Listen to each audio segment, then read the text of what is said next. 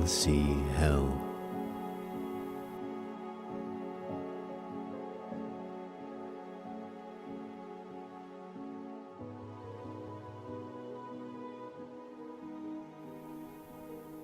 My name is Clay.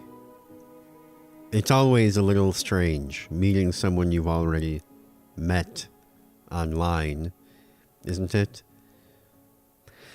I find that it helps to remember that you yourself, yes, you, are also in the same nasty habit of going online from time to time, as it so obviously happens. So, not to hold it against the other person too harshly. Maybe it's not so bad for people younger than me. Not that I'm even that old. But I do remember a time before the internet, before everything just was the internet. There was a little bit of an undercurrent of shame back then to it all, wasn't there? To logging on. I think those of us who've been around since then still carry that. The new converts certainly don't seem to. I'm not even all that old. Closer to 30 than 40, certainly. And I can remember the Star Wars kid. The embarrassment. Some cruel soul leaked it. He'd filmed it like you'd film a sex tape. But at least if he had been naked, the video wouldn't have made it to YouTube. Now there's probably 24 people at least worldwide paying rent and eating every meal takeout delivered in some high cost of living city somewhere, solely off the income on their internet channel, whereon they make videos of themselves swinging lightsabers in their garage and pretending to be a Jedi, costumes included. And yet, you always feel like you have to check and make sure all of the things your new friend said online are still true when they're standing there in the flesh. Don't you? Your intellectual selves, the disembodied personalities, acting like the enterprising and encouraging pet owners, arranging a play date for their golden retriever bodies, who still need to smell the other's scent before they'll really trust them, even if the brain holding the metaphorical leash, one hopes, already knows where the other guy's sister goes to college and his top 5 favorite Metallica albums. It's not just that the online's right there in our pocket now, though, that we check it as reflexively as we blink. It's that it's in our brains. We think in internet. In a very real way, we live in the internet. It leaves the physical world. We used to call it the real world, feeling rather depopulated. People's bodies are still there, but look at them. They are elsewhere. They are online, which is precisely nowhere. A nether realm out of time and space. I met Wade on a message board. A relic from the days when online was a place people went when they sat down at their computer and left when they stood up. Maybe they even had a room in their house for it. Wade was probably 10 years older than me. He was the one who suggested that we meet up offline. I'm underselling it, making it sound like we met for coffee and walk around a picturesque little commercial district where women whose husbands make a lot of money pushing numbers around on a screen have quaint shops where they sell their crafts and make a quarter of the rent in revenue every month.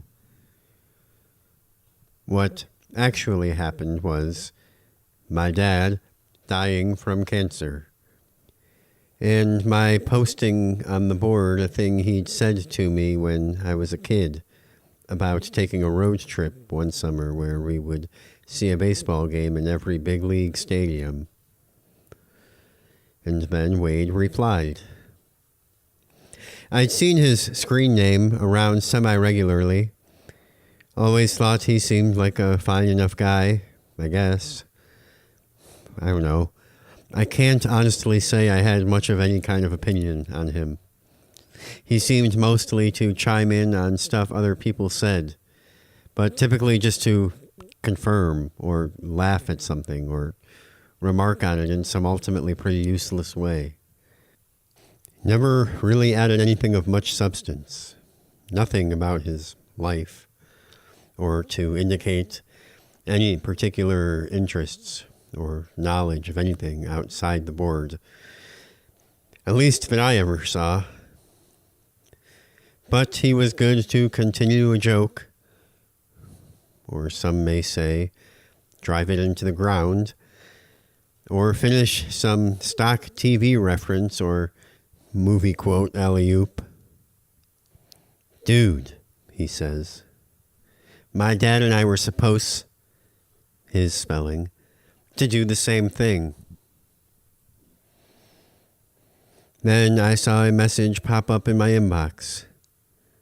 He said that he had a crazy idea, and he'd understand if he never heard back from me, but claimed that, even before he'd read my comment, he'd been thinking about that summer road trip he and his dad never had the chance to take, for no apparent reason whatsoever. So he thought maybe there had to have been a reason for it after all. His seeing my post, he means, I think. And how would I feel about potentially taking that road trip with him? How indeed. The two of us, not a father figure in sight. He asked me where I lived, and I told him. He said he lived near Sacramento, but that it looked like the Tigers had a homestand coming up that weekend, and against the Red Sox, who were preseason favorites to win the pennant. He'd be glad to hop on a flight out. We could catch a trial game together and see if we got along as well in real life as we did online. It's funny how when you go on a forum like that, one for a hobby or interest, you basically become that hobby. It becomes your whole personality, at least for the time that you're on the board. Everything else recedes to a fun fact for an icebreaker exercise. People end up putting a lot of stock in a total stranger's shared interest in their thing. Extrapolating, some may say projecting, a lot of personality from one little piece of the constellation of their life. Kind of like those guys whose primary concern in finding a girlfriend is that she likes all of the same shows as them. Oh well. Like I said, he seemed like a fine enough guy. I looked at my calendar and saw nothing for that weekend. It was shaping up to be the first really nice weather of the year.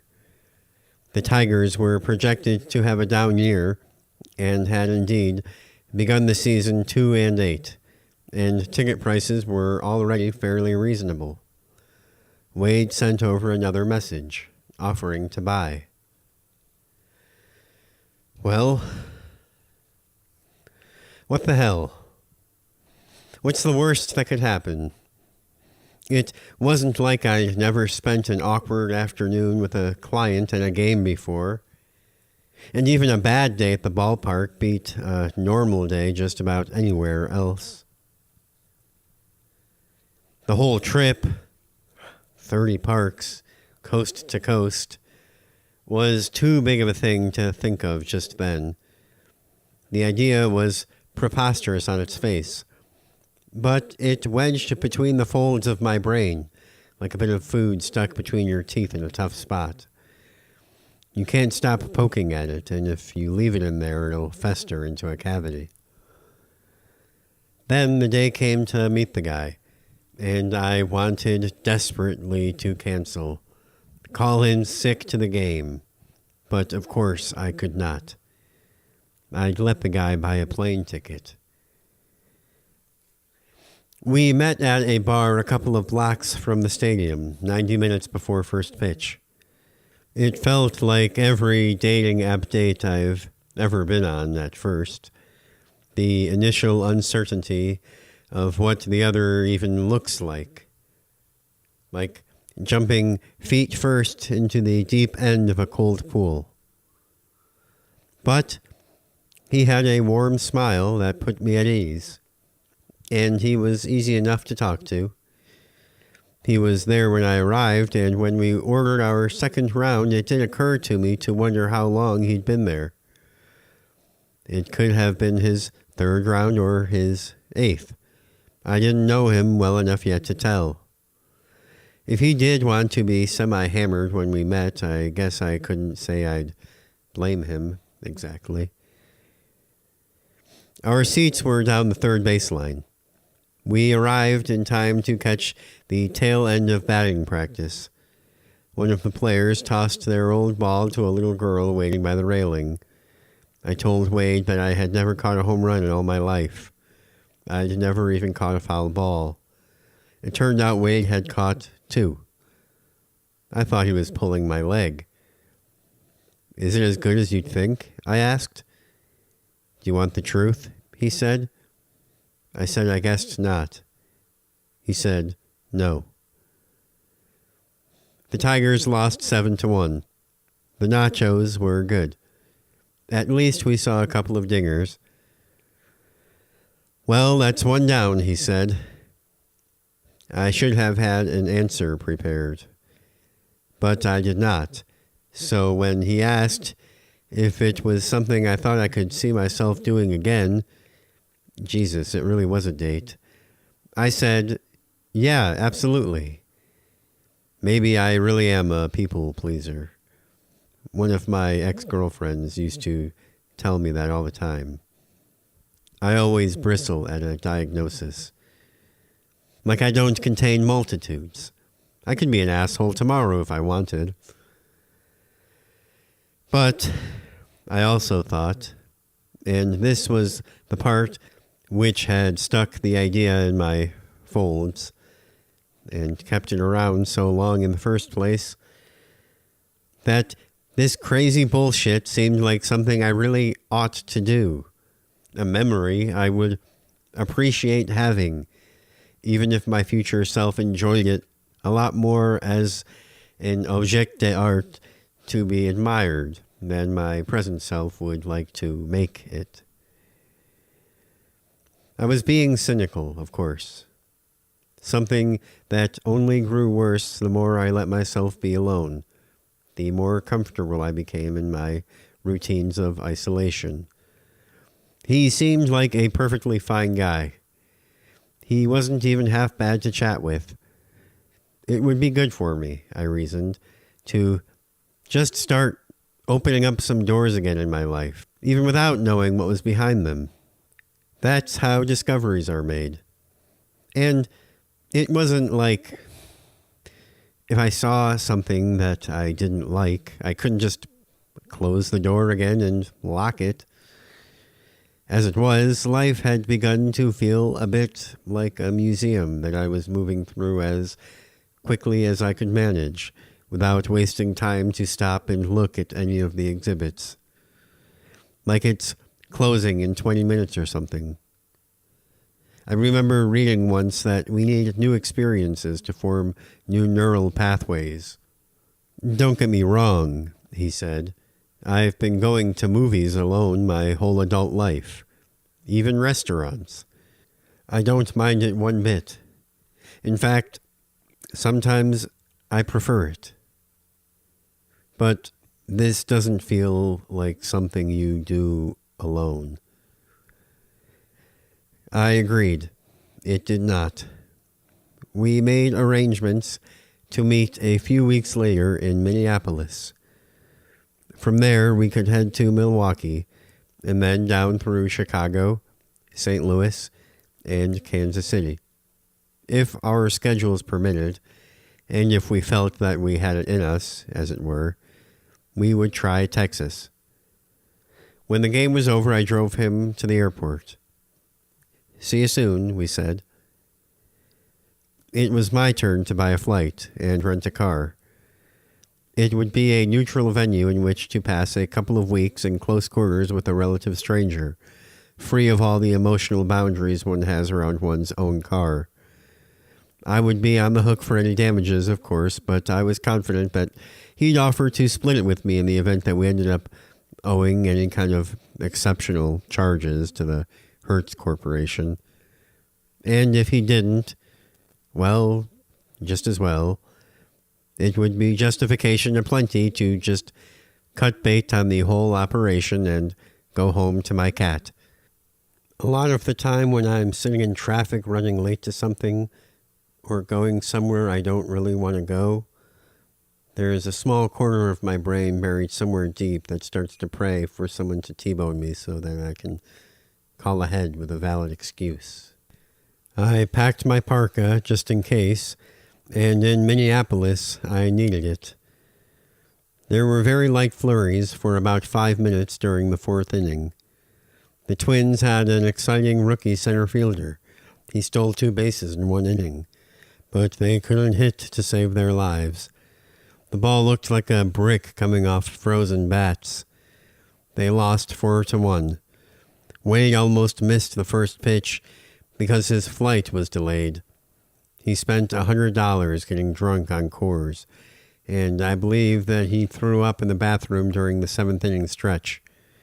He talked about an uncle of his who lived in Minnesota named Don.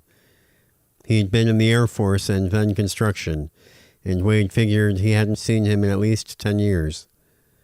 It's alarming how fast 10 years will go by, he said, staring off over the scoreboard.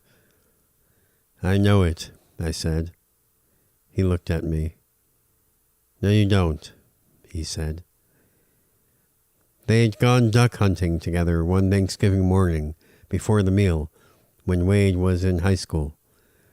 They agreed that day that it was to become a yearly tradition, but in fact they never did it again. That was the last time I shot a gun, he said. Last he heard, the uncle had either made or lost a lot of money in some internet investment scheme. Probably both. I glanced over on the car ride back to the hotel, and he was asleep with his face pressed against the window, his breath fogging the cold glass. He sprang back to life just as we were pulling into the parking lot. I had booked the rooms and knew that we were to be neighbors, but did not realize until I was inside that the rooms were adjoined. I put away my suitcase and plugged my phone into charge and opened the connector door, thinking it would be good for a laugh to acknowledge the quirk. A friendly check-in before bed. Alas, his connector door was closed. I left mine open, thinking that he might have the same idea once he was settled, but I quickly realized that all of the things I needed to do required privacy. Who knew what he'd think if he opened the door and I was there in my underwear? I thought of knocking, but it seemed invasive, and I didn't actually need anything. He clearly didn't find the whole situation as amusing as I did. I gave it a minute and then closed my half. I changed and brushed my teeth. Normally in hotel rooms, I like to set the air conditioner about as low as it will go and then take advantage of the heavy comforter, but I was still too chilled from the day for the idea to hold any appeal. Sometime during the night, I awoke. The room was much, much darker than the one I normally slept in. I didn't know what had woken me, and for what felt like a very long moment, I didn't even know where I was. When it came back to me how far I was from home, how strange and random and seemingly meaningless everything about my present situation seemed to be, I began to feel woozy and headsick, like I had spins, like I was spinning through space at 10,000 miles an hour and completely out of control. My stomach pinned to my back like the roller coaster just dropped. I had to sit up to make it stop or I was going to be sick.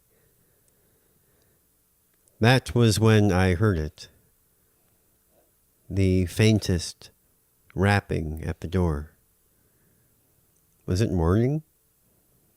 Were the curtains that thorough? Were the maids here? But something was wrong. I took a second to orient myself. It was not coming from the door to the hall. The connector door popped back into my mental geography. So suddenly, it could have come with a cartoon sound effect. A deep chill gripped me by the neck, and the hairs of my arms stood on end. A strange reaction, I thought, even at the time. It was so soft, if I'd have had the television on, I never would have heard it. Maybe that was why I did not call out or answer in any way. Surely if he'd wanted my attention, he'd have knocked a little louder than that, no matter how late it was. I thought to get up, move a little closer, and see if I could hear anything else, though I would not, under any circumstances, be opening the door. But before I could finish the thought, the rapping ceased. I sat there in the dark, listening intently, waiting for it to return. In my waiting, I fell back asleep. Wade was waiting for me in the hall when I woke in the morning. He grabbed me a donut from the continental breakfast so that we could hit the road faster. Not what I would have chosen, but that's all right. The Brewers were finishing up a 3-game series with Pittsburgh that afternoon before they headed to the East Coast to face the Mets, and they wouldn't be back in Miller Park for a week and a half. We'd been in the car for an hour when I remembered about the connector doors. I mentioned them to Wade, and he insisted that his room hadn't had any such door. Not that he could remember, anyway. Just the bathroom and the wardrobe.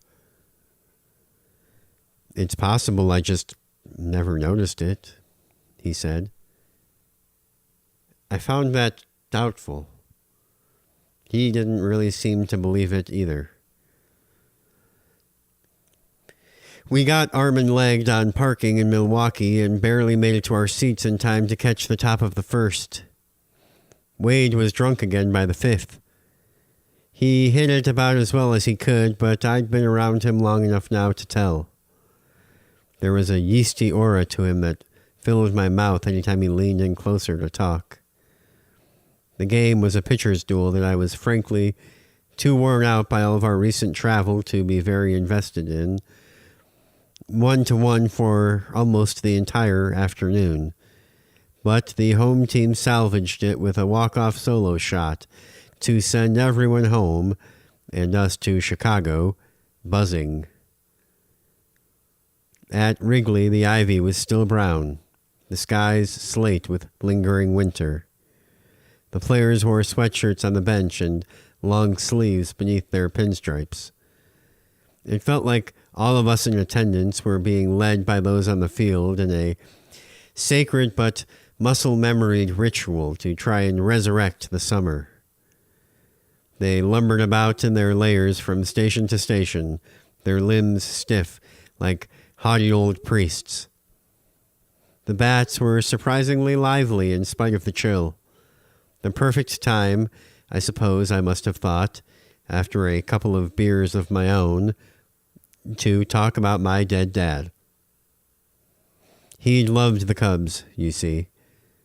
Wade, to his credit, didn't seem fazed in the slightest.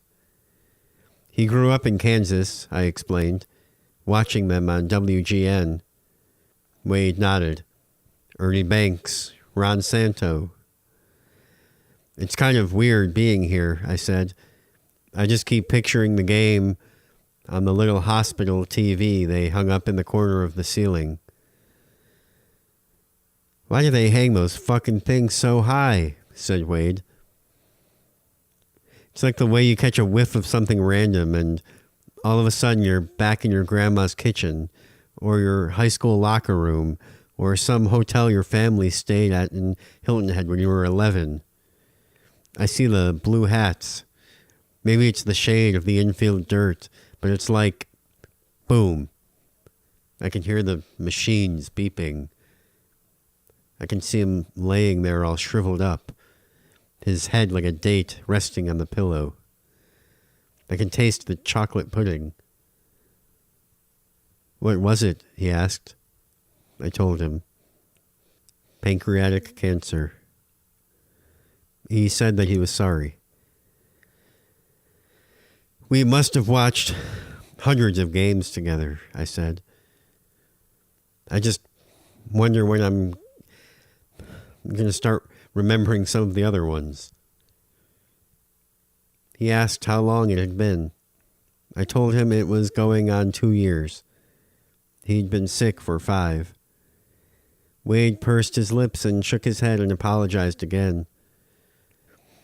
It was quiet after that, and the shame began to seep in. I felt like I soured the mood for everyone around close enough to hear us.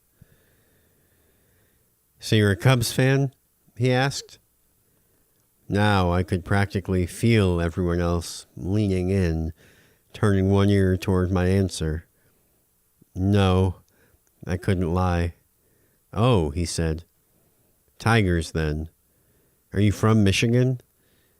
I grew up in Georgia, I said. Kennesaw. Oh, so the Braves. I shook my head. I was grinning. Nah, I was a little bit of a shitheel kid. I liked winning. Oh, no, he said. And I liked Jeter, I continued. Oh, he groaned.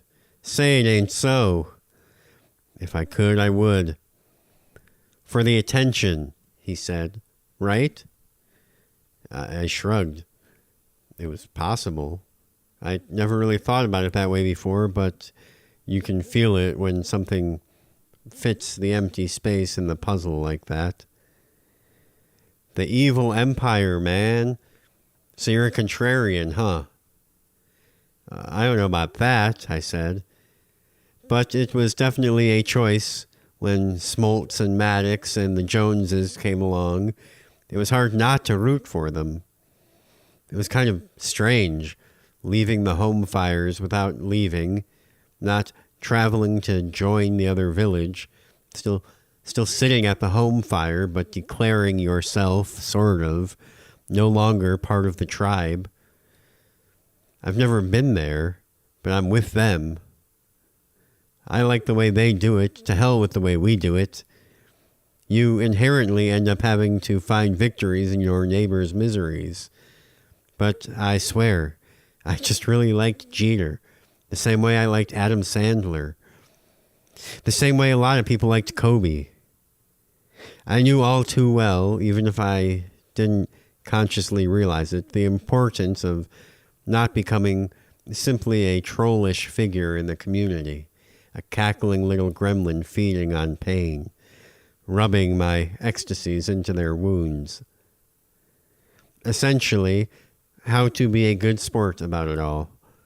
I wondered if the phenomenon was as common before television, if kids were reading box scores in the paper and deciding to jump ship.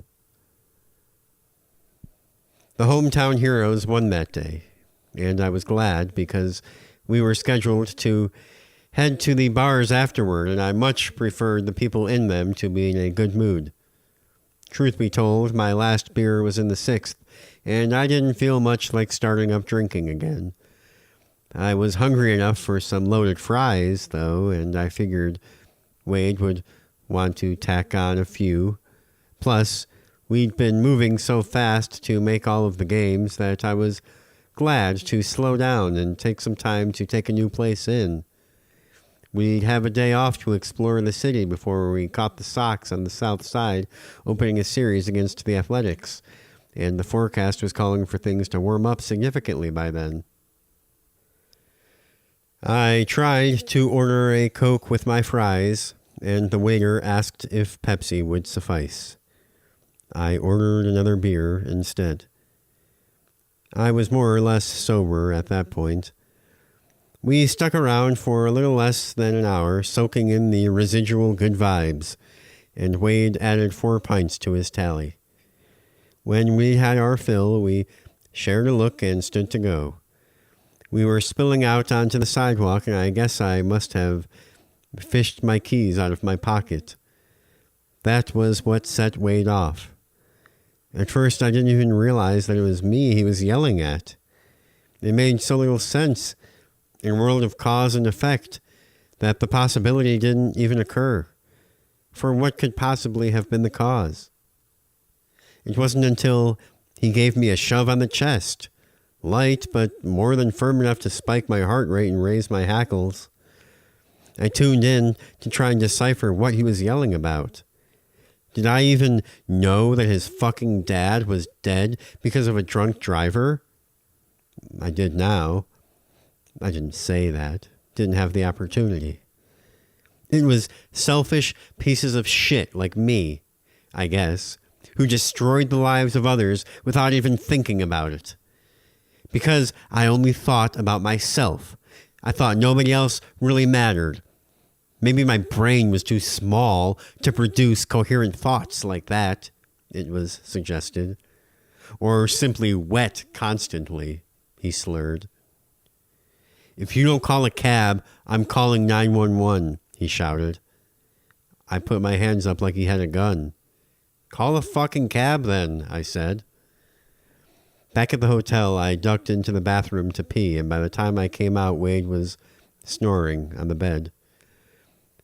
He woke up a little after 9, seemingly refreshed. He made no mention of the scene in front of the bar, smiled at me, and made small talk like it never even happened. He was hungry and wanted to go back out.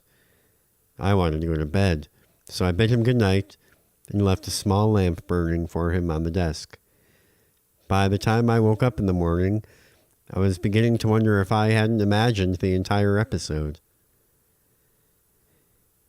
We found a street cart for some hot dogs and saw the fish at the aquarium. I pointed past the tank at the huge window, looking out on the lake. It was a choppy day. Do you think they'd rather be out there? I said. If they were out there, they'd be dead. These need salt water. I opened my mouth to explain that. I knew that. It just seemed like there was a lot more room out there. And of course, it was only a hypothetical anyways. And surely there were some freshwater otters or something in here if he needed a bulletproof thought experiment before he would engage. Thought experiment? Christ, who am I kidding? I was just trying to make some conversation. Well, I guess that's what I get. I shut my mouth. The wind off the lake still felt like winter. I wished I had my parka. Someone passed us on a bike. My dad was actually from Georgia, said Wade, unprovoked. I looked it up after the trial game in Detroit and found that the only time I directly conversed with Wade on the forum was almost 5 years prior, in an off-topic thread about tanks. That was the one personal detail that I knew about him.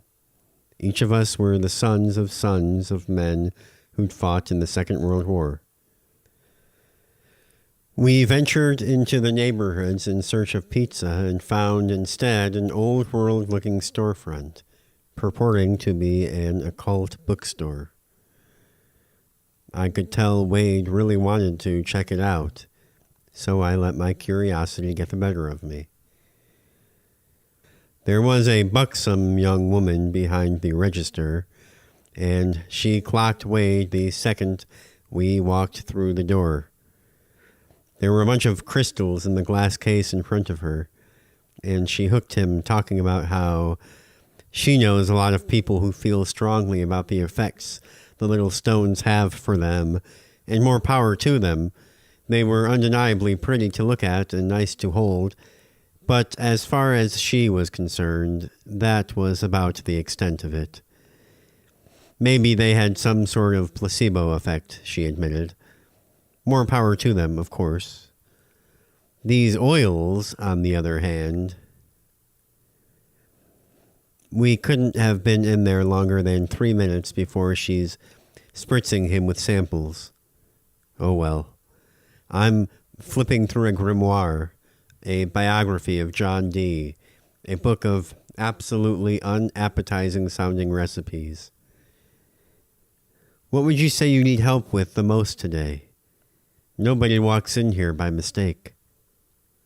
I perked up and tuned in, but Wade leaned in close and muttered something in her ear that I had no hope of hearing from the bookshelves. You'll want to dab some of this on your wrists and on your neck daily, she told him, and spritz a bit of this on your pillow at night. I bought a book about palm reading, and it got the counter girl quite giddy, which seemed to annoy Wade, though perhaps I was only projecting. She, it turned out, was practiced in the art herself. It must have been a slow day because she offered to read mine, presumably to show me a thing or two, but I suggested she do Wade's instead. She obliged easily in a way that told me Wade had nothing to worry about from me, but also not exactly much going to hang his own hat on in the first place with her, so what was he even getting so pissy over anyhow? Assuming that he was, in fact, getting pissy. He could be tough to read at times. She bent over his hand to study it, and I tried to recollect any personal information he might have let slip in their conversation. She nodded. Yes, I see something quite profound coming for you in your future, in your near future. I think you may be in for some kind of religious experience, to tell you the truth. His mouth hung slack as he watched her work, nodding along, mouthing choice words in pious repetition. For the briefest of moments, I think he may have forgotten about me completely. The next day's game was in fact a night game, so we headed to the museum to stand beneath skeletons of the Tyrannosaurus and the Brontosaurus, or maybe it was a Brachiosaurus. I looked over at him, and he was standing there with his head tilted all the way back, looking at this thing's diminutive skull up there in the rafters, mouth agape. Maybe it was a trick of the light, but I swear he had a glistening tear rolling through his crow's feet. It's so detailed, I said. It's hard to believe people made that. Huh? He looked at me, brow furrowed, with this sort of malicious confusion, probably owing to the intensity of the wonderment that had directly preceded my intrusion. He looked like I'd woken him from a deep nap. The reproduction, I said. He asked what I was talking about. The bones, I said. He repeated his question. Those are real bones, he said. I shook my head. No, they wouldn't put those out on the floor where the public can get at them. Why would they? When they can make an identical stand-in. They keep the real thing in like a lab or a vault somewhere. No, why else would they put the railings? Why else would people get in their cars and pay to come here unless it was to look at an actual dinosaur fossil? I shrugged. I guess if kids could just run up and climb all over it, you'd assume it was fake, even if it was real. I didn't have a good answer for his other question. The Sox beat the A's. Over the first 4 innings, we moved from the upper deck to behind home plate. We didn't talk much except to coordinate our movements and concession runs. He smelled potently herby, like rosemary and lavender. It occurred to me, sometime in the 6th, that he may have been experiencing, or on the cusp of experiencing, some sort of religious ecstasy, or awakening, or revelation, or at least under the impression that this was the case, that afternoon beneath the Apatosaurus. I suspect I was correct on this account. And who am I to argue? The heat wave finally caught up to us at a gas station 2 hours north of St. Louis. We opened the doors, and all at once it was summer. In the 4th or 5th inning of the Cardinals game, Wade asked me if I was bored. No, I said. Do I look bored? Not necessarily, he said. I asked if he was bored. He said that he was not. I was just checking, he said. It's kind of a boring game. Baseball? Or the one we're watching? He thought about it. Both. I never really could bear to watch it on TV, I said. In some ways, football is better on TV.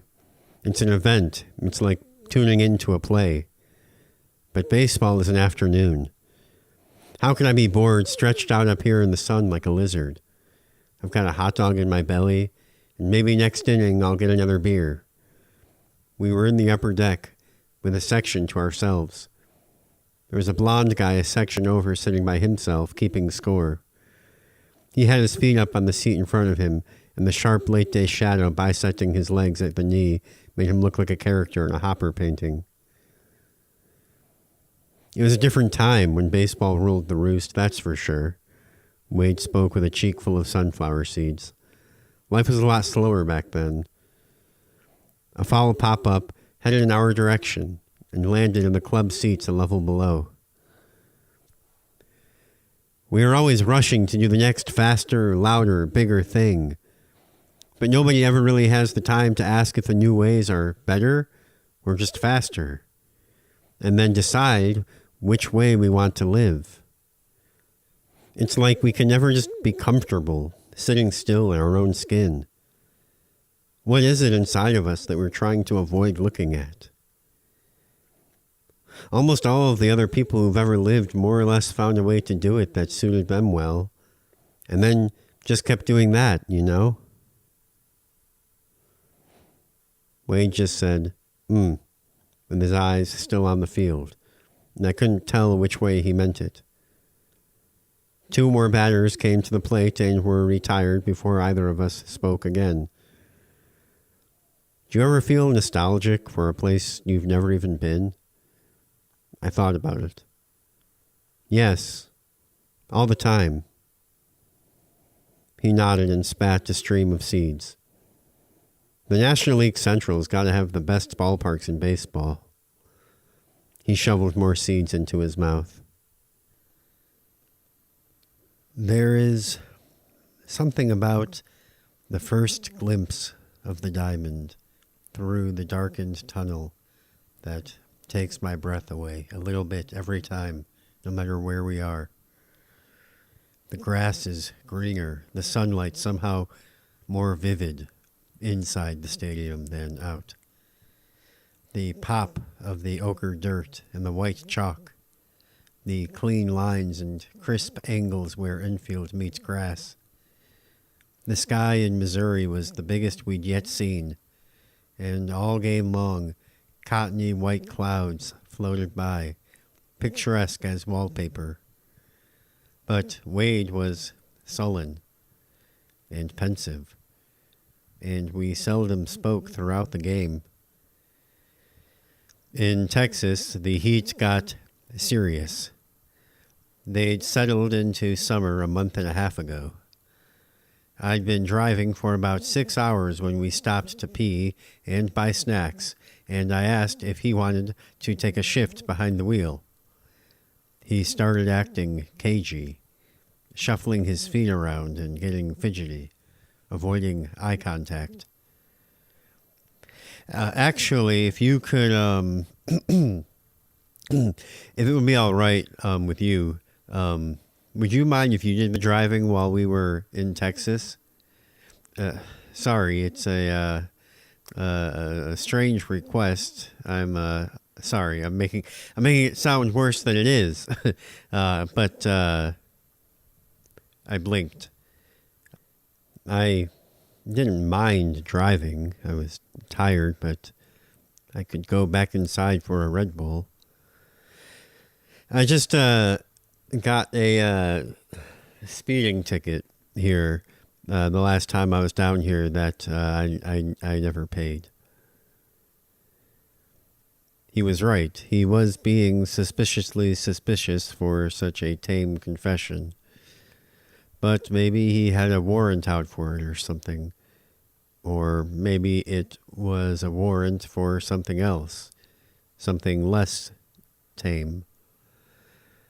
Aside from my little outburst about my dad, whenever we spoke about where we were going, what we were doing, the things we were seeing in front of us, or else about other baseball we'd seen, or other sports, or politics, history we'd read, movies we'd liked, movies we'd hated. We talked about the news and the people who talked about the news, but never very much about ourselves. Which was just as well by me. The driving in Texas was generally straight and easy. He offered to pay for gas the next time we stopped, for our seats, parking, all my beer and food at both games. I said if he insisted, I wouldn't make him fight me. I'd never asked what he did to afford all of this, or that allowed him all of this free time. He opened up like a flower in the warm weather, and at the Rangers game he was as lively and talkative as I'd ever seen him, laughing easily, cheering. He was a fan of their opponent, the Astros, and even though they lost, it was a good game, and he didn't seem too bothered. 162, can't win them all. A funny thing happened after that, which was that we packed up and followed both teams across the state to Houston, where they'd change uniforms and play another 3-game series. They're going to be sick of each other, said Wade, chuckling. On the way to the new venue, he offered to drive all the way from the Louisiana state line to Atlanta if I wanted to see the Braves play the Yankees before we wrapped up this leg of our odyssey. I know we hadn't agreed to it or anything, so if you got to get home or whatever, I don't know what your work is like or what have you, so I'd understand. But I just figured we won't be close when we're in the Northeast, and even in Florida, it'll be 10 hours just to get to the end of Florida. And we'll want to avoid Georgia in July if we can help it. Maybe I'll come visit you out west when it gets too hot, I said. We can catch a breeze off the bay. San Francisco is my favorite ballpark, he said. My dad took me out on a kayak once. I asked if they caught any home runs. He shook his head. Didn't hit any. We didn't see a single pitch. But I still think about it more than any other game I've ever been to. I thought about the good points he had made, And besides, it was the Yankees. The trip had begun to seem endless, as if I'd always been in the rental with Wade, and always would be. And then the end snuck up, like the taillights on the 20 miles of standstill Houston traffic, 16 lanes across. I wasn't ready to return to my normal day today. Not quite. I assented. He seemed happy. He kind of clammed up after that, though. At first, I thought it might be the traffic, or maybe the result on the field. We didn't arrive at our seats until the end of the second inning, and by the time we did, the Astros were already down 3-0. But I knew him well enough by then to realize, eventually, that he had something on his mind. Something he wanted to tell me. I shuddered. It was a Friday night and the stadium was packed. We were seated behind the third base dugout. The home team was clawing back, but Wade didn't seem to be having any fun. I tried asking him how he came to be a fan. We moved a lot. My dad was in the Army. We rarely lived anywhere with a team, and I liked Craig Biggio. I liked his batting stance. I copied it when I played Little League. The facts conveyed, he settled back into his shell. "Are you named after Wade Boggs?" I asked. He squinted at me. "How did you know that?" I shrugged. "I don't know. I really didn't. It had just sort of come to me. Maybe that's the first or only other Wade I could think of. It seems like something my dad would do. My mom once told me he wanted to call me Buzz, like Buzz Aldrin. That got a grin out of him. "You don't look like a Buzz," he said. He returned his attention to the game. Ball 4. It's also the name of my mom's old boss at work. Huh? I hadn't even realized he was talking to me until he was halfway finished. My name. Ground ball. Groans. 6-4-3. Folks were hitching up to go relieve themselves and buy more nachos before the ball was in the first baseman's mitt. Bottom of the 8th. There were probably 24 people within earshot, maybe even more when it was quiet. The Stros had pulled to within 1 run and had managed to put a man on second with only 1 out. Wade's eyes were on the game, or at least in its general direction, but his mind was elsewhere. I saw him twisting his thumbs in his lap. The Rangers' setup man walked to the batter at the plate to bring up a guy who'd gone 0 for 3 to that point. "You remember what I said about my dad, how a drunk driver killed him?" I glanced around. We were getting a few side eyes, some raised eyebrows, mostly people ardently avoiding looking in our direction. I couldn't believe what I was hearing, and at such volume. He was speaking like someone with earmuffs on who couldn't accurately modulate his own volume. "Well, the truth is that he was the drunk driver. He was coming home from the bar after he lost a bunch of money on a football game. His parlay was over at the coin toss, in fact." The section was quiet in a way that I could tell that everyone in our immediate vicinity was listening. The hitter had 1 foot out of the box, adjusting the Velcro on his gloves. 1-1 count. "He killed 4 people, he said. I didn't know what to say. Luckily, the guy sitting in front of me clapped his hands together twice, loud enough to make me flinch, and bellowed, "Here we go now, Marco!" This seemed to spur a few other people nearby to offer a few claps in support. Marco hit a rope straight at the third baseman, who caught the tying run, leaning too far off second and rang him up for another inning-ending double play. You could hear the air come out of the stadium like 40,000 kids opened a Christmas present and found socks, followed by a forlorn ditty from the organ. That was as close as Houston would get. Eventually, when enough time had passed, I felt like I could speak to Wade without first directly addressing the stuff about his dad. But it took a good while. In the morning, we packed up our hotel room and loaded the car. The sun was still low and orange and potent. I asked if there was anything he wanted to do in Houston before we hit the road. He said, "Like what?" I shrugged, and we were on our way, fighting the sun for more than an hour before it rose mercifully into the blue-tinted section at the top of the windshield. The roads were vast and clear.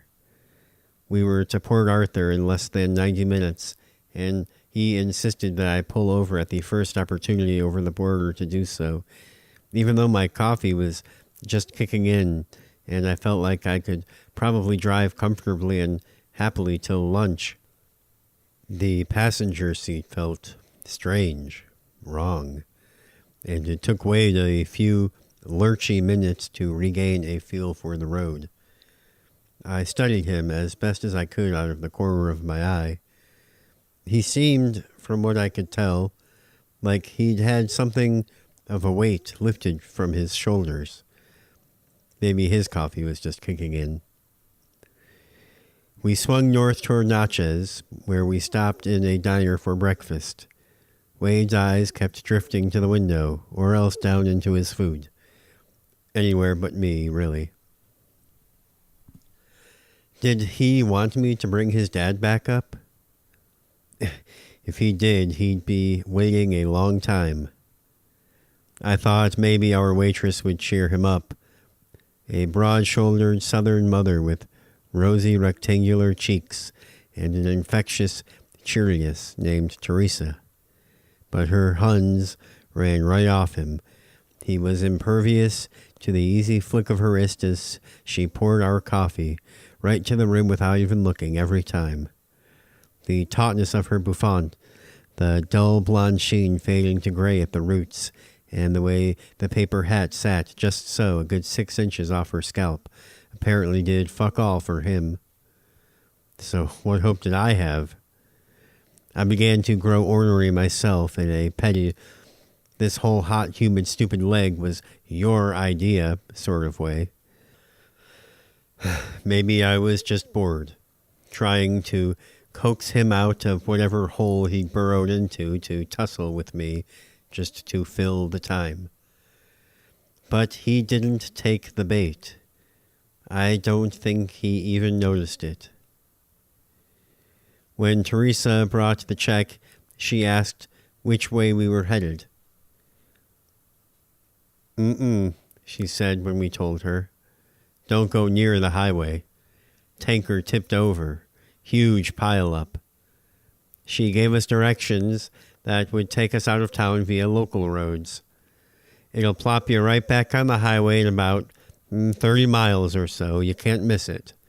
From there, just follow the signs to Jackson, and once you hit 20, you can ride that puppy like a river right into downtown Atlanta, easy as pie. With a big wink and a rap of her long nails on the end of our table, she was on to her next customers. I'd grown used to Wade's covering every tab and was offended when he simply put down enough cash to cover his part and walked back to the car. My forebrain realized quickly how crazy my case would have sounded, if ever spoken aloud, but that initial wound and the taste of blood lingered in my mouth. I paid at the register and met him at the car. The inside was sweltering after half an hour in the parking lot. He cranked the air conditioning and pointed us north, as we'd been instructed. The landmarks matched Teresa's description, and when we'd been on the road for no more than 5 minutes, we passed an ambulance going fast in the other direction with his lights on, silent save for the engine. The sun was the sort of sun that saturated everything. It bleached the color and burned the detail right off the world. You had to squint to see anything, even in the shadows. The soil itself seemed sapped of all verve and initiative. The old trees stooped and haggard, the cicadas singing of lethargy any time we stopped and cut the engine. We saw 4 men playing poker in the corner of the gas station between the hot dog roller and the ATM, surely none lighter than 300 pounds, the relentless sun shimmering like the surface of the ocean on the sloppily hung sheet of tinted plastic that covered most of the windows. The corner shivered and sounded like imitation rain whenever the oscillating steel cage fan reached its leftmost terminus. The players had leached the vitality from the landscape around us, the sallow fields, the garage out back, caved in Lord knows how many years prior, and now lounged around, gorged and dazed, swollen to a narcotized delirium, napping in odd random intervals like dogs, and gambling their ill-gotten gains because there was nothing else left to do. We glided down 2-lane highways, choked on either side by weeds as tall as the car, past houses collapsing at tectonic pace, where the basketball hoop in the driveway was the last thing standing upright. Tractors and trailers on deflated tires. We drove for more than an hour. I recalled Teresa saying that we would rejoin the state road in 30 miles or so. Our progress was certainly slower back here off the main causeway, but surely by now. But I looked at Wade and felt sure that to bring it up in that moment would have come across as a challenge to his driving. I didn't even want him to catch me checking a map. So just like that, I allowed my growing sense of unease to evaporate from my field of concern, like one of those wispy, lonely little clouds disappearing in the immense noon brightness. My sense of direction was dubious at best. Perhaps I was only being impatient. I knew enough to know that we were moving in the right direction. "It's a funny thing I've been thinking about," I said. It came out of me like a burp, a bit of mental indigestion. Maybe chalk it up to road hypnosis. When my dad was in the hospital, I was helping to clean him one day, and I realized that his wedding ring was plastic. I asked him about it, and he said, "Oh yeah, it's been that way for my whole life." My whole life, not his. He says the real one's in a safe back home. That one's solid gold.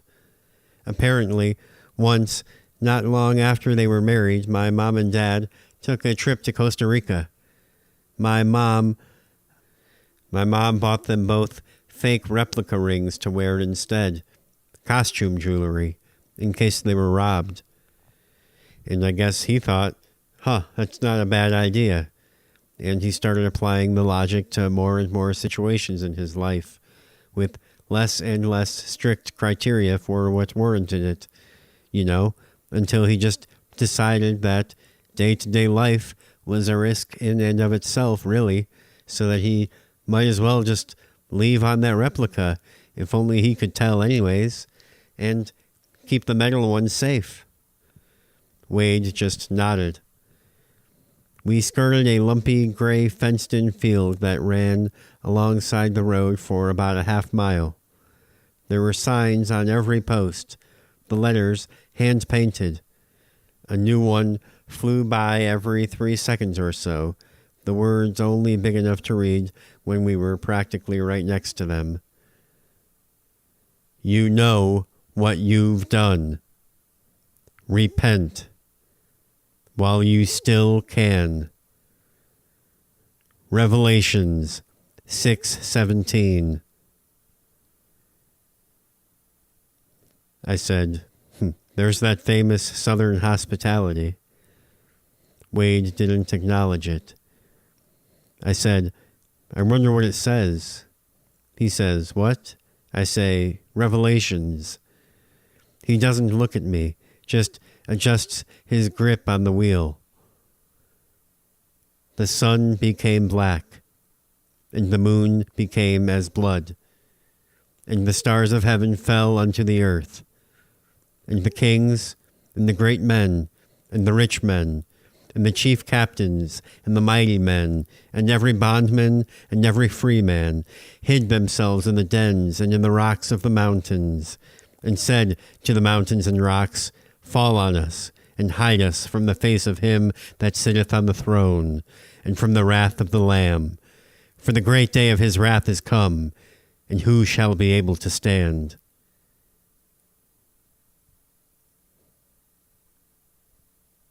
I just let the car be quiet for a while after that. The sun crested like a roller coaster and began to descend. The engine droned on and on. You think we should have hit Jackson by now? He didn't respond for so long, I started to question whether he'd heard me. Though, of course, he'd heard me. But I didn't want to reckon with the implications of his ignoring me. But he wasn't. Eventually, he said, Well, we haven't. That was all. No hint in his tone of any invitation to further discussion. The clay on the shoulders threatened to swallow the crumbling gray asphalt. The sun continued to fall. It was hovering over the tree line, out past the fields in the smoky middle distance at blue dusk, turning tangerine and small, when the road we followed passed through a settlement, or the remains of one, just as gray and crumbling. The few buildings that were scattered about, seemingly at random, in the original part of town, were all dark. A coal chute over some overgrown tracks. A pair of granaries 60 yards back. A plain church and a derelict dollar store. A boarded-up bank and a funeral parlor with a hearse out front under the overhang, ready to spring into action. The coffee shop appeared to still be in business, only closed for the evening. A half-mile down the road we found a motel with the lights on, from at least a couple of geologic strata above the buildings we'd just seen. I think we both breathed a sigh of relief. He pulled into the parking lot without even consulting me. I'd spent the last several hours dreading the sunset and the prospect of going on in the dark. All of the trees around the parking lot were dead. As soon as we were checked in, Wade asked the girl working at the front desk how close we were to Jackson. She sucked air through her teeth. I mean, compared to what? I looked at the road map on the wall behind her. We were in Alabama. The room started to spin a bit. We had, in fact, been moving in the more or less right direction. I tried to steady myself. I felt like a bee someone got in a jar and shook up real good and sent back out into the world. Wade leaned to look around the girl and squinted at the red dot in the left bottom middle-ish of the state that was like one of us had closed our eyes and thrown a dart. So if we keep going north from here, we'll run into 20? He asked. About 45 miles, she said. On the room TV, the Astros were getting their revenge. up 6 runs in the 5th. We went and sat out by the pool so that Wade could smoke. A centurion of starlings were carrying out their choreography above the trees to the west, where the last rosy light was still lingering in the sky, all wispy, crisscrossed with chemtrails. "It's nice to just give yourself to something, isn't it?" said Wade. He had pushed the dresser several feet to one side so that it blocked half the bathroom door in order that he could see the TV. I said I supposed it was. "It makes me understand religion in a way that the Bible never did." "You know it pretty well for someone who doesn't understand it." "Try 8 years of Catholic school. I know it like I know the capital of Vermont." An unlucky Astro struck out looking to end the inning, leaving runners on second and third. If you really commit yourself and decide, "I'm following this team," bam, you can pretty much stop your thinking right there. You don't have to worry about who you are. You're a fan. "What am I doing after work tonight?" Stros are playing. You accept it and build your life around it. It's not about what you should do or what you want to do. Some people find that kind of structure restricting. But these days, I don't see a jail cell door. I see it as the frame of a house that you hang everything else onto. It's funny. When I was a kid, whenever I would imagine my life as an adult, it was just, what would I do then as a kid if I lived alone?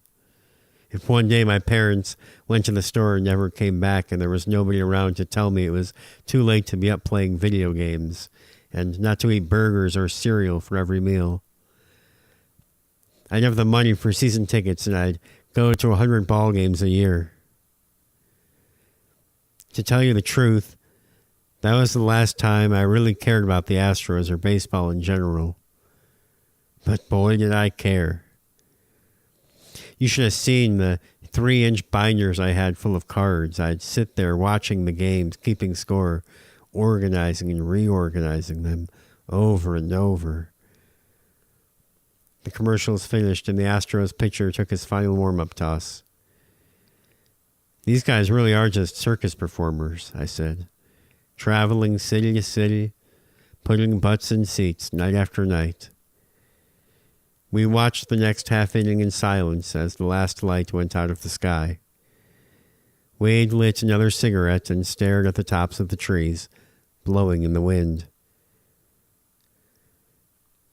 "My dad isn't just from Georgia," he said. "He's there now." I said, "Like in a cemetery?"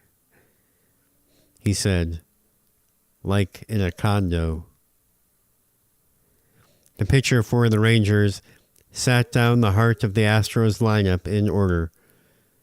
Even from poolside, you could feel the momentum begin to shift. There was a bullfrog stuck or perhaps just hanging out in the eddy of the pool filter. I went to the vending machine in the breezeway for an orange soda. I looked back while I was waiting for it, and Wade looked so small sitting there, slumped down in his chair, staring into the water, staring possibly straight through the water, straight through the sandy hills and the pines, creaking in the cricket song dark, to an apartment complex a few 100 miles away. Once, maybe twice an inning, a car would drive past on the road behind him. Above his head, the stars were beginning to show. There were 3 cars in the parking lot besides ours, but the rooms were all dark, and we only ever saw the night manager. He flicked his cigarette butt into the water and stood and stretched. "They're gonna fucking blow it." He went back into the room and turned off the TV and pushed the dresser back and went to bed. Not so much as a good night.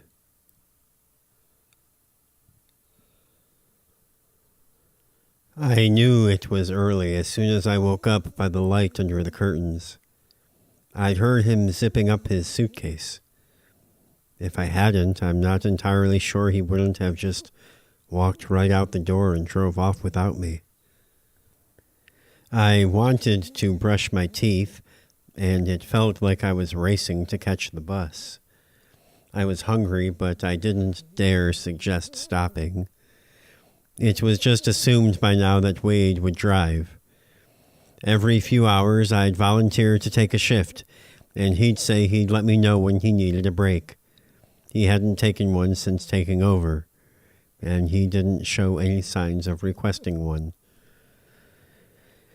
We'd been driving for a while, and were just starting to feel antsy, wondering if we shouldn't already have run into 20, and how we possibly could have missed it, or at least I was. He was pretty inscrutable. If we'd turned the wrong way at the start, we would have passed back through the empty town, and I would have remembered that, though, of course, I was still mostly asleep at the time. There was a clearing in the trees, maybe 3/4 of a mile ahead. The road was rolling but straight. There was something different about the quality of the sunlight there, like it was a quest in a video game. I knew that it was our salvation even before we passed the sign a few seconds later, which confirmed it. A few seconds after that, just enough time for the knot in my stomach to loosen, we were confronted with an orange and white construction barricade. Ramp closed.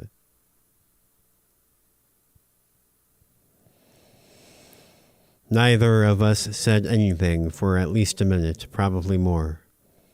We just sat there staring at it. There were a few more around it, and even more layered every 10 or 15 feet behind in case we got any ideas. Wade tried nosing the car around to see if he could find a route past. I'd even considered jumping out and shoving a few of them aside, only to discover from this new angle that an entire section of the road was missing. I think we both spent several long seconds contemplating whether we felt the rental had a clearance capable of taking it on. Of course, it was a preposterous idea, but we were desperate. The road had apparently been gone for a while, and there was no other construction equipment around besides the barriers and barrels. There were no signs about detours or when they'd reopen the ramp. Wade let his foot off the brake, and we crawled onto the overpass. The road ahead seemed to jog gently to the right so that one could envision it bending enough to follow semi-parallel to the interstate. We crawled right over the bridge, not touching the gas until we were well on the other side, and then only reluctantly, our eyes watching the river of cars flowing past beneath. Not a word spoken between us. We slowly gained speed and left the interchange behind us, moving forward with an all but debilitating trepidation and uncertainty that made the mounting aggravation and mystification of a few minutes prior seem quaint in comparison. We eventually regained speed and kept driving, because there was absolutely nothing for us in turning back unless one of us had forgotten something at the motel. And even then, unless it was a kidney, I doubted Wade was turning around. In the end, it was not so difficult to fall back into the rhythm of the road. Our bodies picked it up parasympathetically at this point.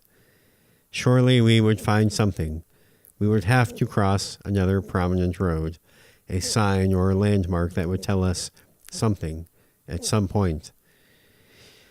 We were okay on gas. Not great, but okay for the time being.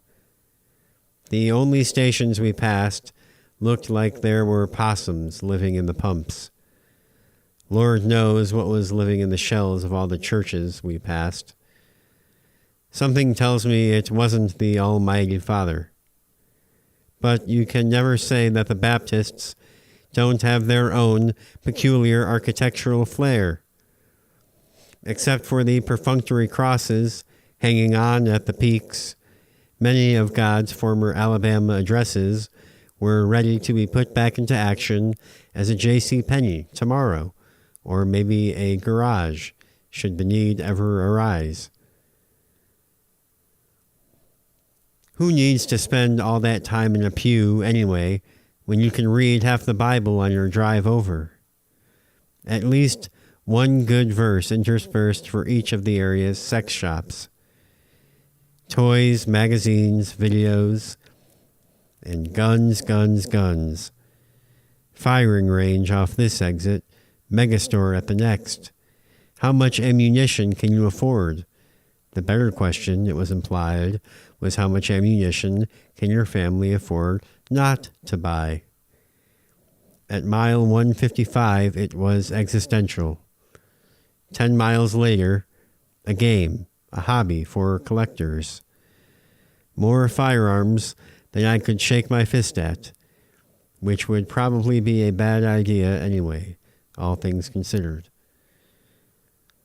Must be pretty easy to get them down here, huh? He said. I half flinched at the sound of his voice. That's the reputation, anyway. He just nodded. Spend $500, get $50 of bullets on the house. Come practice. Go ahead. Put the woman at the desk next to you at work on your targets. We won't ask any questions. First right after the Burger King. Hats and shirts plastered with the silhouettes of various long guns. Some proceeds to the troops. Matthew 7:1. The only roads we passed were more barren than the one we were on. We saw another sign coming up, this one more official looking. Welcome to Mississippi. What the fuck? I could see on Wade's face that he was as confused as I was. Maybe it's something about how the border's drawn, I said. What does that mean? Asked Wade. Maybe it zigzags around a bit.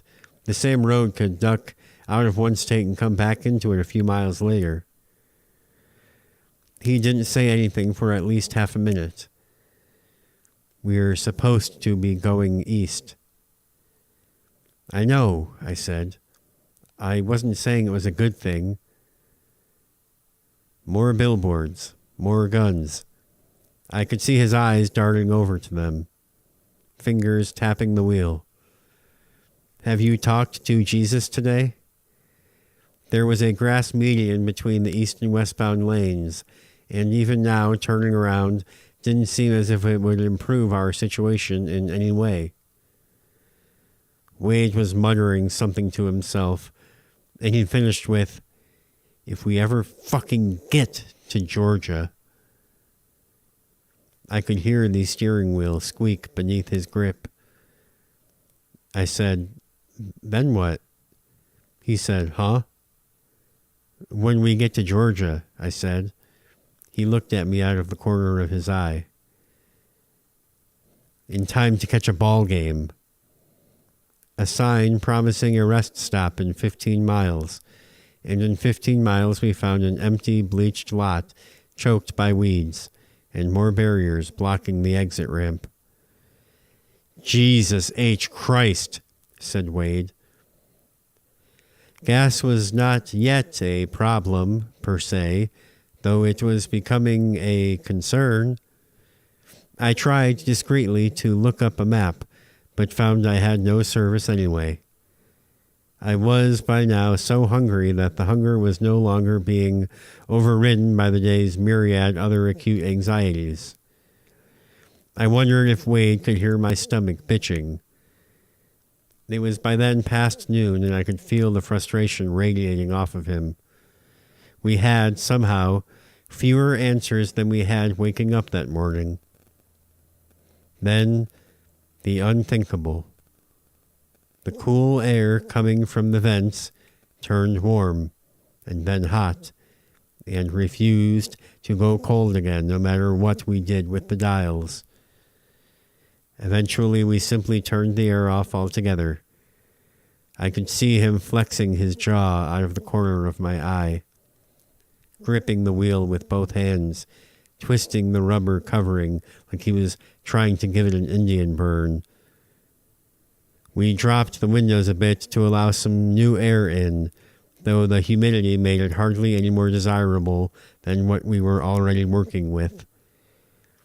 The sounds of the cicadas poured in with it, the smell of damp earth and magnolia. The road narrowed a bit, the foliage edged closer to the shoulders. Around a bend, another billboard, nestled back amongst some vines beside a sagging old barn. It had probably been there a decade or more. Stark black background in spite of the years of weather. In the boldest of letters, in a deep gold that almost seemed to glow. You will see hell. No Bible verse. In small print beneath. Next right. 4 miles. What the hell do you think that is? Said Wade. I'd taken him for a kettle on the brink of boiling, but his voice was calm and measured. He even smirked at me. Hell if I know. He blew air out of his nose. In a moment, my entire perception of the day was altered. We mounted a small hill, dipped into a valley. Should we stop? He altered it again. I opened my mouth and said, like the fans were kicking on in my brain while the loading icon spun in circles. Prose. I had to piss so bad it was beginning to hurt. At this point, any break from the road and a chance to stretch my legs sounded appealing. Do you think it's even still there? I said. He shrugged. Couldn't hurt to find out. In other words, what the hell? If I could buy a Coke and something to snack on, I'd consider it a worthwhile detour. We passed the blackened husk of a farmhouse and an empty dollar store whose windows had been smashed by some of the bricks laying around the parking lot. An old truck in the gully along the shoulder being swallowed by the kudzu. There was a sapling struggling to grow through the driver's side window. This must be it, said Wade. He turned on his blinker. I couldn't tell if he was being sarcastic, but there wasn't another car in sight. The road we turned onto was an estate somewhere between gravel and asphalt, most of the pavement having broken up into large continents. And could you really call them potholes if they had consumed almost entire sections of the surface? Oceans of weeds and gravel. The rental traversed them all admirably, and soon the trees crowded in on either side and closed over top of us in a gnarled tunnel. The entrance was guarded by the statue of a 3-headed dog, and a mailbox with a plastic yellow slot for the local flyer underslung. I watched the shadows creep over the hood and overtake us. A few feet in was a mossy wooden sign, half swallowed by the undergrowth, hand-painted with orange letters that seemed almost to glow in the midday gloom. This way, with an arrow pointing. The road narrowed until it was only wide enough for one. When we emerged back into the sunlight, we found ourselves on the shore of a dead-looking little lake. There was a rusty trailer parked off to the left, tucked into some tall grass, and a long, low house between us, the parking lot, and the water, with a covered porch running the length. Another hand-painted sign over the porch steps. Enter. The door was peeling and propped open with a brick. The lights inside were so dim that it took me a minute to realize they were on as my eyes recovered from the sun. There was a reception desk in front of the coat closet, and a little gift shop had been set up in the adjoining sitting room.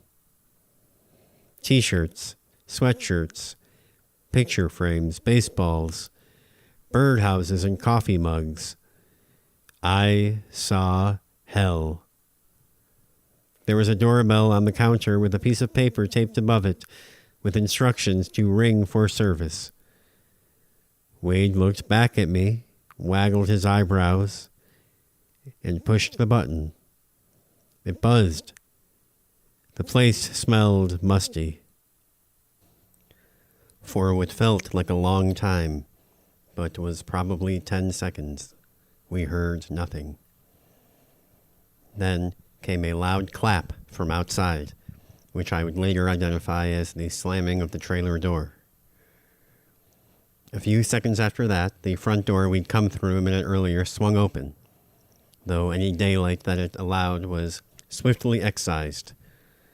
Standing in the doorway was almost certainly the largest man I have ever seen.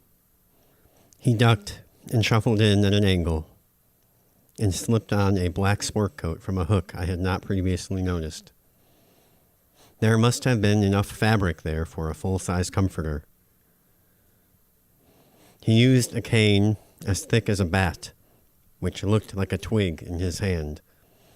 But I was amazed that he was able to walk of his own accord at all at that girth, though he also towered over us and apparently possessed a superhuman frame beneath it all, capable of supporting that sort of mass.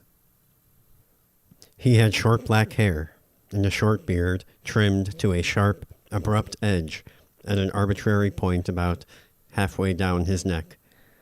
It was so jet black that I thought it must have been dyed.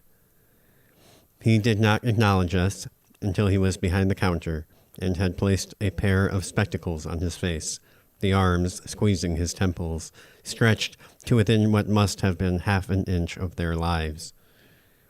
He jiggled a little black mouse to wake up the dusty old computer, and I could see the screen's cold reflection glowing in the lenses. Aside from the green lights on its surface, blinking to life, the hot air being forced noisily over its processor, like the awakening of some ancient dragon, the machine's patina matched perfectly the wood block desk calendar, several months behind, or many ahead, the 1/22nd scale model 57 Chevy parked beneath the monitor, the cup of broken pencils and capless pens, and the sign which read, "A lack of planning on your part does not constitute an emergency on mine." He clicked several times, typed something, sighed, and then looked at us. "Two?" Wade and I glanced at each other. Sure. Yes, please," said Wade. The man typed something else and said, $68.50. Wade and I glanced at each other again. "There's a $5 convenience fee." Wade made a face but pulled out his wallet nonetheless. I went for mine, but he waved me off. He handed him a credit card. "There's a 9% surcharge for cards." Wade blew air out of his nose. "Do you still want me to run it?" "Yes," he snapped. The man typed something and handed the card back with a receipt. He stuck his hand into a bin beneath the counter and came out with 2 small buttons.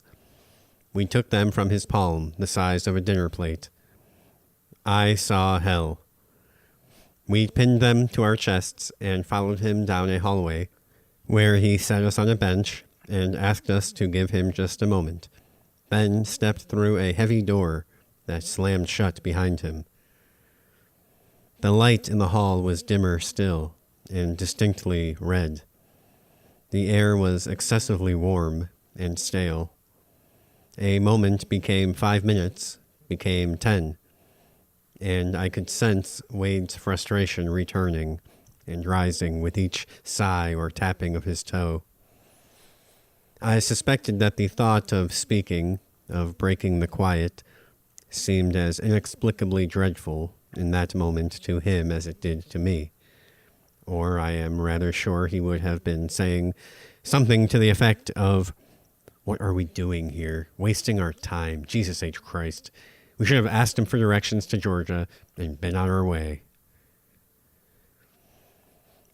It was nearly 20 minutes before the door opened again. The man in the sport coat beckoned us inside. He was chewing something that he swallowed as I passed beneath him. I thought I might have felt crumbs on my head, but I didn't dare brush them away. We found ourselves in an even smaller room, the walls draped in heavy velvets. There was a distinctly funerary air to the place. With our guide beside us, it was quite cramped. He directed our attention to a gilt-framed mirror on the wall. It was difficult to tell if the glass was unusually dark or simply reflecting the drapery. Nobody comes to a place like this by accident. If you are to proceed, you must first examine the contents of your own soul. See yourself now through a glass darkly. He hit a switch somewhere amidst all that fabric, and the lights dimmed, and a moment later I realized that we were alone. I didn't even see a door. I heard for the first time the sound of an organ coming from somewhere in the upper reaches of the room. Morning music. I don't know how long it had been there. Wade was staring into the mirror. I tried looking at it myself. Surely there was something abnormally dim about it. I looked back at Wade. He was transfixed. I watched him squint and lean forward, mouthing silently, I think, "What the fuck?" I watched his curiosity sour into horror and heard the alien, blood-chilling sound that escaped his diaphragm like a rotten burp, unlike anything else I'd ever heard come out of his mouth. I think he even frightened himself. He sounded like a man who had seen, really and truly, a ghost. He shuddered and fell back into deep folds of velvet, shielding his eyes, muttering, "No, no, no, no, no, no, no, stop it, stop it." I stepped onto his mark and gazed for myself. After a moment, I began to make out my image, murky in the glass. As my eyes adjusted, the details came into focus. Then there was something else. Something was changing. A dull glow emanating from somewhere behind or inside of the glass. My face was becoming clearer, but also transforming into something markedly wrong. A moment later, I was looking at the reflection of a dead man, little more than a skull, with a bit of flesh still clinging on in spots. A rictus skeletal grin overlaid upon or shining through my own. I confess, I was a bit shocked at just how much of an effect such a simple carnival gag seemed to have had on my partner. Even when he emerged from the tufts of fabric, fighting his way out, he did so looking remarkably pale and distinctly, even profoundly shaken. A door opened and our guide hustled us out. The next chamber was larger and smelled like a barn. The space looked like it had originally been intended to serve as a living room. Our guide was standing beside a Dutch door. "What you are about to see, you will not find anywhere else on Earth. I can promise you that. It has been written about and foretold in prophecies for millennia. He opened the top part of the door a crack and looked inside. Now, I probably don't have to tell this group. Y'all look like you got strong constitutions. But we have had people faint at this part before. So, if you've got a weak heart or a weak stomach, we recommend you exercise caution. He opened the top part all the way and motioned for us to come and see. The barn smell doubled in potency. We found ourselves looking in on what was likely on the floor plan as a dining room, with the chandelier still in place. The parquet floor was strewn with hay, and there was a full-grown heifer lying there, blazing red. Its fur was glistening like it was wet, and I could smell paint. Our guide grabbed a pole that had been left leaning against the wall, evidently for just such a purpose, and jabbed her in the ribs until she stood up. She let out an annoyed moo. She did not look especially healthy or clean. "Not a blemish on her," he said. "Everlast hair as red as a baboon's ass." Wade stood back a bit, a wan scowl smoldering within his features. The grim pipe song lilted down from somewhere above our heads, even louder now, I was quite certain. The ceiling could not have been terribly high, for I had seen the whole of the house from the outside, and yet on glancing up I could not discern where the room ended, the uppermost reaches being obscured entirely in darkness. Our guide closed the upper door. "Now if you'll follow me." He led us down a hallway which he barely fit through. There was a door at the end, and a little table with a cup of golf pencils and some clipboards on a doily, and a stained glass dragonfly lamp. He handed us each a clipboard. "This is just a survey we ask our guests to take. Don't take but a minute. And on the back there's a waiver for you to sign." "A waiver? For what?" "Nothing untoward, sir. Just saying we ain't responsible for nothing. That's all." "Like what?" "It's just a formality. The exhibit freaks some people out, you know. A lot of folks get uncomfortable and first thing want to start talking about how many lawyers they got in their family. Plus, it's some pretty steep stairs." We each signed. The organ was nowhere to be heard. "Now you'll see the reason my daddy built this whole kit and caboodle in the first place." He opened the door and beckoned us in like a doorman at a fancy hotel. It seemed to lead to a basement. Down we went. We found ourselves in a sparse, spacious room. The air was damp and pungent. Our host had to duck to keep up. Where the fourth wall of the room ought to have been was natural rock, and the linoleum floor gave way to packed dirt. Directly across from the foot of the stairs was the entrance to a cave, just wide enough that it appeared it would be able to accept our host with minimal compacting. He came down behind us and prodded us onward. The floor inside the cave was smooth and sloped manageably but steadily downward. The way narrowed. Now we all had to duck. I could feel the air growing cooler as we descended. Dim red bulbs lined the path every 20 feet or so. I could hear our host breathing hard through his nose behind me. After about 30 seconds, we arrived at our destination. A hole in the floor, approximately the size and shape of a manhole that you might find on any city street. Otherwise, it was the end of the line. "Gentlemen, you are now standing at the entrance. The very gates of hell. The stony echo of his voice, closer than I'd been expecting, made my blood cold, made my spine cinch up like window blinds.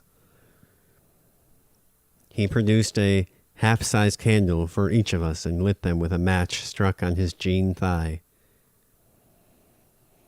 As we light these candles, we would do well to remember that everyone who arrives here does so of their own choice and volition. You have borne witness to your very soul here tonight. As you make this final descent, consider what brought you to this place you are now standing. Through the hole was something between stairs and a ladder, bolted into the rock. Wade went first. The chamber you will see before you is larger than it may first appear.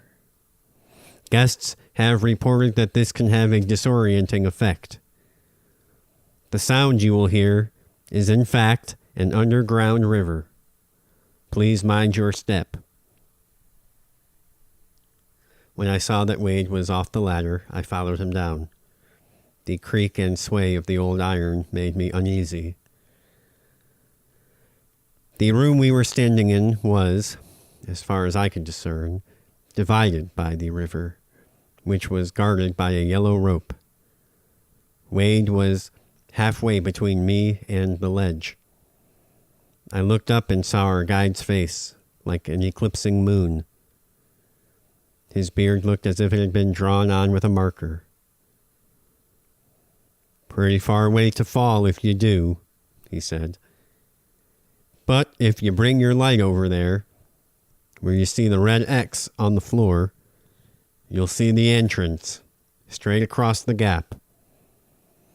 You seen how the air got colder when we come down here in the caves? Don't get too close, but lean in a little. And see if you don't feel hot air coming from that doorway." There was, indeed, a hole in the rock, about the size of a door, if rounder, more irregular. I couldn't will myself close enough to the precipice to get a good view of just how far down the drop was to the water. Pretty far by the sound of it.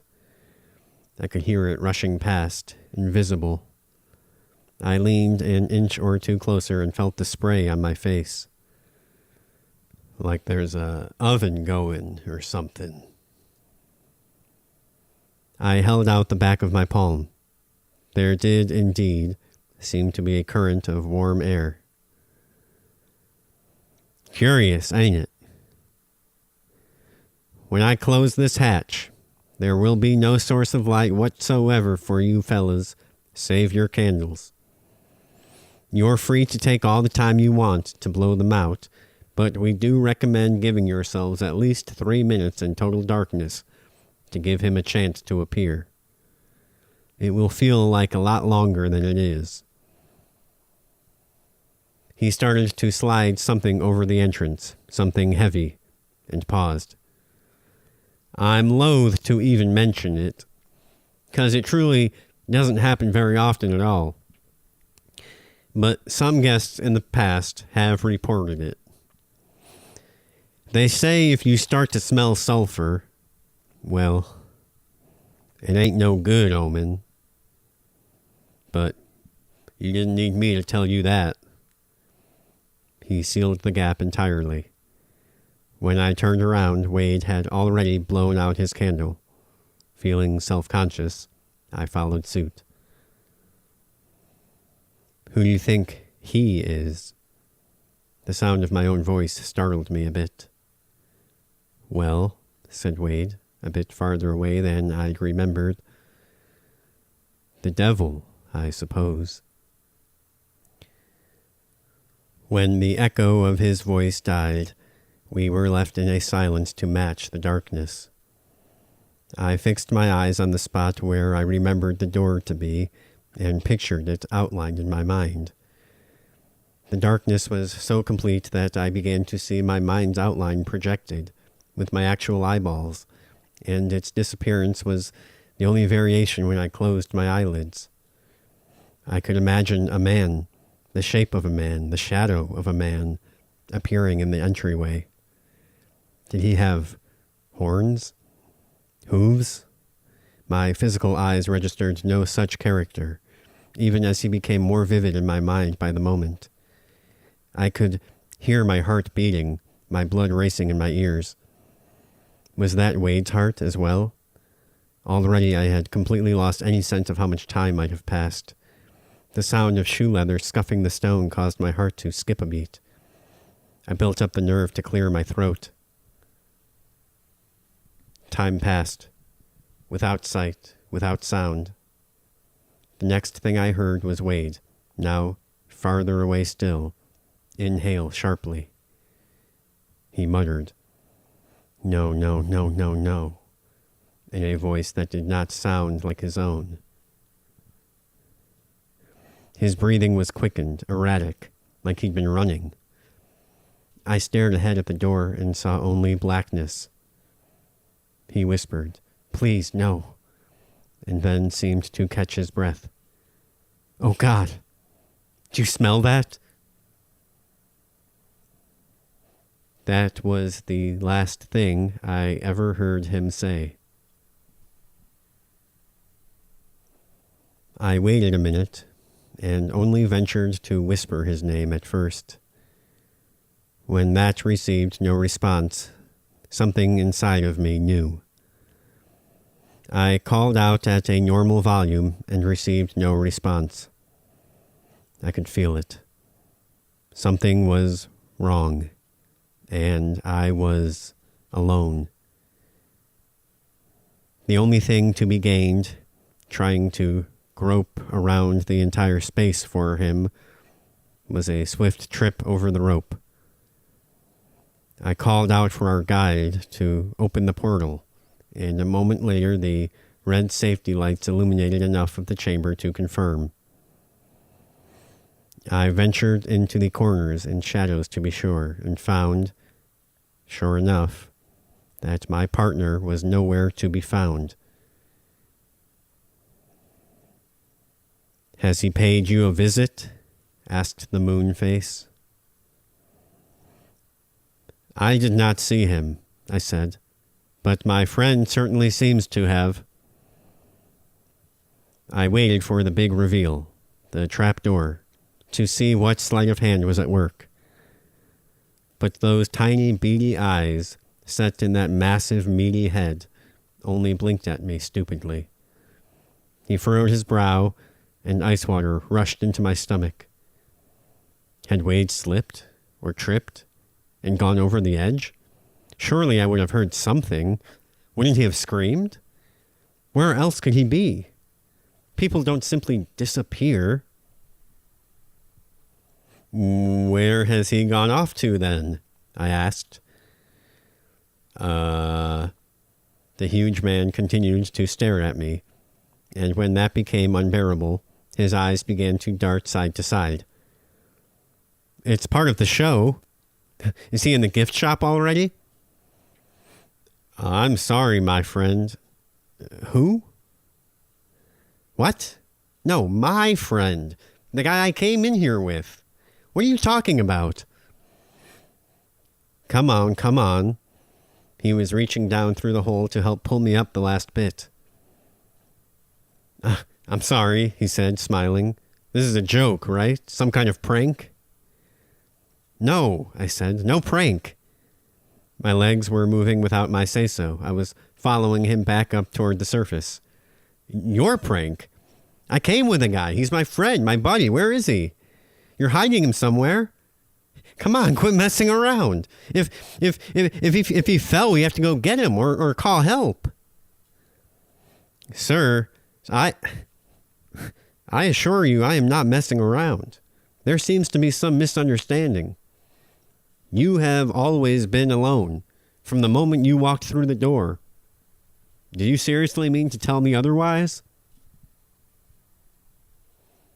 We were at the top of the basement stairs. He was guiding me back into the hallway, the foyer, back into the muggy, early summer Mississippi heat. Wade! I cried in the guide's face, which was really more like his sternum. His name was Wade! And you're positively sure of this, he said. Of course I'm sure. We drove here together. We drove halfway across the country together. He sort of grimaced and pursed his lips, pinched the bridge of his nose. We had taken a shortcut and were back in the front lobby. All but one of the lights were off, and a metal cage had been drawn down around the gift shop. Sir, we hope you have found your visit today enlightening. Please do tell your friends about us, and drive safely. With the imprimatur of politeness, he used his mass to shuffle me out the door and back onto the porch. The crickets were out, and there was a perfect full moon in the sky, beaming like it was freshly polished. The air smelled of balsam and dirty water. It shouldn't have been later than 3 or 4 in the afternoon, by my judgment. 5 at the absolute latest. Christ, I said. How long was I down there? The guy smirked. Longer than you think. An idea. Hey, I shouted. Hey! I ran around to the back of the car, fully aware that I was behaving like the madman he clearly thought I was. But it was he who was obviously insane. I opened the trunk and saw only one suitcase, my own, and an empty space beside it. No, I said. I must have said it a dozen times. More. They were trying to induce madness in me. You took it, I shouted. You took him. Bring him back. Where is he? Bring him back. I believe it was at this point that I began to cry, blubber. Language became tenuous. I heard my voice as if I were a third party. It sounded feral. Sir, we are now closed. Please vacate the premises. Don't make me have to go and get my daddy. I looked at the trailer and knew that he was in there. Whoever, whatever he was. I did not stay to find out. When I turned my attention back to the giant, he was holding a shotgun. I'd been driving several minutes before I even thought to call the police, putting as much space between me and that place as possible. And by then, I could not even be entirely sure what road I had been on, or what I could possibly give them for an address. The empty passenger seat haunted my periphery. What last name would I tell them? It was true that I did not know very much about Wade in some respects. I thought several times that I had gleaned his marital status, only to have doubt cast back over the question almost immediately each time. I'd meant to ask, but after a certain point it seemed like an odd subject to broach cold, and it never came up naturally. But in many ways, through these sort of winding, meandering conversations one naturally slips into on long car rides even, or maybe especially with strangers, I felt like he was far from one. I felt like I knew his mind, or at least parts of it, on a pretty intimate level. How he saw the world, how he saw himself. But who knows? We all just say things sometimes, right? Would I tell the cops they should be looking for a white guy between 5.5 and 6 feet, darker hair, was it brown or black, who wouldn't rule out that aliens might have had some hand in early human civilization, the pyramids, etc., even if he didn't really totally grok with the idea on a gut level? I still think about him. Pretty often, actually. More than you'd think. I do wish that I could see him again, even if it was just once, just so I could tell him. Yeah, I smelled it too. I arrived in Atlanta just in time to catch my flight. I didn't catch any of the baseball. But then I didn't really want to. I was ready to leave the South behind, I still haven't caught any foul baseballs, or home run baseballs, or even warm-up baseballs that the ball boy will just toss to whomever.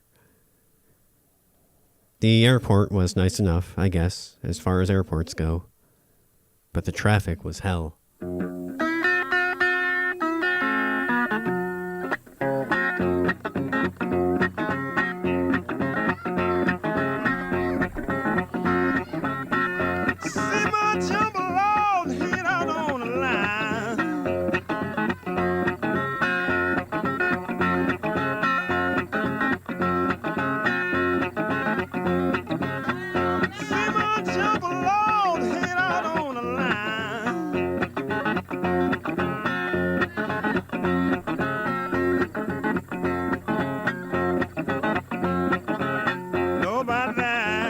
Something on my mind.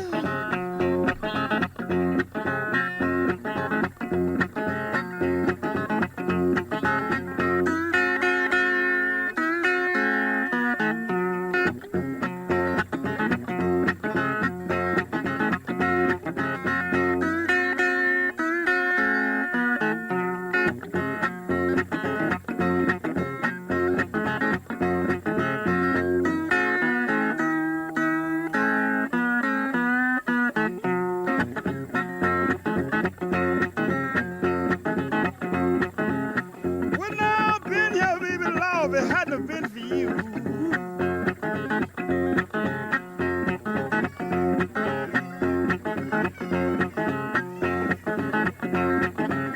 but no, been here, baby, Lord, if it hadn't have been for you.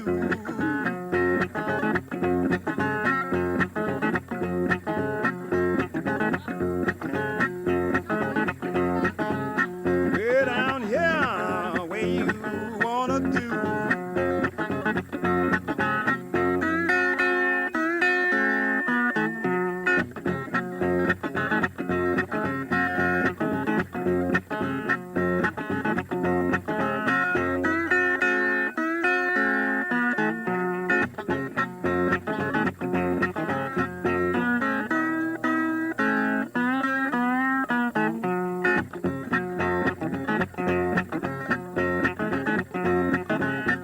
Fix my supper, baby, Lord, let me go to bed.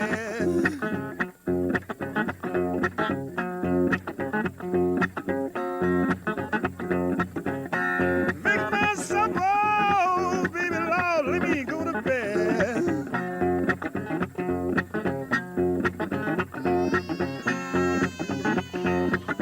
This white lightning done gone to my head.